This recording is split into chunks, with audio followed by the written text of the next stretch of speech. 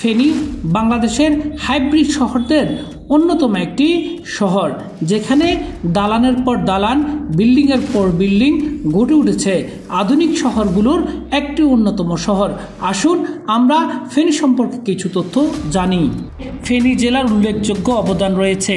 ফেনী জেলায় বরেণ্য ব্যক্তিদের মধ্যে কবি নবীন চন্দ্র সেন, কবি হাবিবুল্লাহ বাহার চৌধুরী, ভাষা সৈনিক আব্দুল সালাম, ভাষা সৈনিক গাজীউল হক, শহীদ বুদ্ধিজীবী ও সাহিত্যিক শহীদুল্লাহ কায়সার, শহীদ বুদ্ধিজীবী সাহিত্যিক চলচ্চিত্রকার জহির রায়হান, শহীদ বুদ্ধিজীবী সাংবাদিক সেলিনা পারভিন নেতৃত্ব দিচ্ছে বাংলাদেশের সাংবাদিকতা জগতে।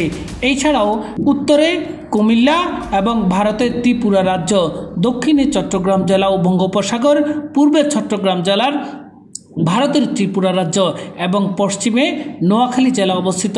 ফেনী জেলার সীমান্তবর্তী উপজেলা 4টি এবং এছাড়াও ফেনীতে নদীমাতৃক বাংলাদেশ যেখানে বলা হয়, সেরকম ফেনীতে রয়েছে কয়েকটি নদী, যেমন ফেনী নদী, মুহুরী নদী, কহুয়া নদী, সিলোনিয়া নদী এবং কালিদাস পাহাড়িয়া নদী। এবং এই ফেনীকে নিয়ে মানুষের গর্বের কিন্তু শেষ নেই।